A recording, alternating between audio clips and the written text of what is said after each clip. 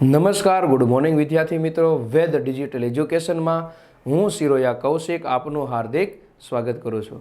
વિદ્યાર્થી મિત્રો, આ વિડીયોની અંદર આપણે ધોરણ 11 વિષય ગુજરાતી અને કાવ્ય 15મું મારા ફળીના ઝાડવા 2 નું સંપૂર્ણ સ્વાધ્યાય સોલ્યુશન જોશો.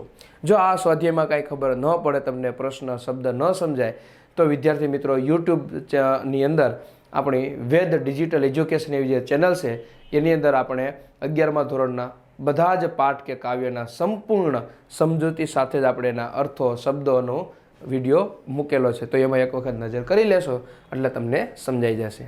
હવે સ્વાધ્યાય તરફ આગળ વધીએ. ફળીના ઝાડવા ક્યાં જવાની વાતો કરે છે? તો ફળીનું ઝાડવું દૂર દૂર જંગલમાં જવાની વાત કરે છે.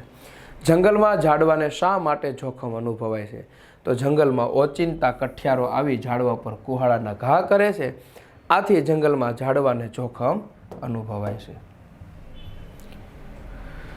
વૃક્ષોને પોતાના ફળ અને છાંયો કોને આપવા છે? તો ઝાડવાને પોતાના ફળ અને છાંયો પોતાને ખૂબ મહેનતથી જળ સિંચીને ઉછેરનારને આપવા છે. કાવ્યના અંતે વૃક્ષો દ્વારા કઈ સુંદર ભાવના વ્યક્ત થઈ છે? તો મારા ફળીના ઝાડવા 2 કાવ્યના અંતે ઝાડવા દ્વારા આ સુંદર ભાવના વ્યક્ત થઈ છે. માનવ જીવનની સાર્થકતા અને અન્યને ઉપયોગી થવામાં છે. નીચેના પ્રશ્નોના મુદ્દાસર ઉત્તર લખો. તો એક ઝાડવાને ફળિયું છોડીને શા માટે જંગલમાં જવું છે? તો પહેલા ઝાડવાએ ફળિયું છોડીને જંગલમાં જવું છે કારણ કે એનાથી સ્વજનોનો વિયોગ સહન થતો નથી. અહીં તેનો દિવસ તો પસાર થઈ જાય છે પણ રાત પસાર થતી નથી. તેને અહીં એકલવાયું લાગે છે, જ્યારે જંગલમાં તો પોતાની નાત છે.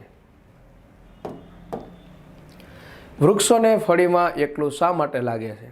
તો ઝાડવાને ફળીમાં એકલું લાગે છે કારણ કે અહીં તેના ભાંડરડા સ્વજનો નથી, એટલે તેનો સમય પસાર થતો નથી.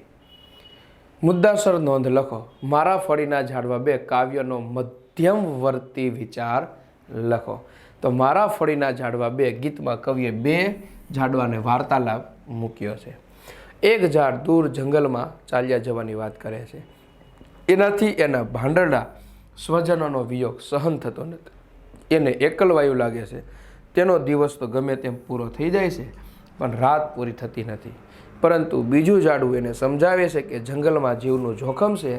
ઓચિંતા કઠિયારા આવી એમના પર કુહાડાના ઘા પર ઘા કરશે. આપણે ત્યાં સુરક્ષિત નથી. અહીં આપણને જાણે ઉછેર્યા, પાણી સિંચીને મોટા કર્યા, એમને આપણે ક્યારે આપણા ફળ અને છાંયો આપીશું? બીજું ઝાડવું પહેલાં ઝાડવાને રોકાઈ જવા કહે છે. જેણે આપણે ઉછેર્યા અને બળતણ માટે જો ઉપયોગ થઈએ. આ ગીતમાં કવિએ 2 ઝાડવાના વાર્તાલાપ દ્વારા ઉપકારનો બદલો ઉપકારથી વાળવાની ભાવના રજૂ કરી છે. અને આ ગીતનો મધ્યમવર્તી વિચાર એ છે કે માનવ જીવનની સાર્થકતા સૌને ઉપયોગી થવામાં છે. તો વિદ્યાર્થી મિત્રો, કાવ્ય 15 મારા ફળીના ઝાડવા 2 નું આ વિડીયોમાં આપણે સંપૂર્ણ સ્વાધ્યાય સોલ્યુશન જોયું. અસ્તુ.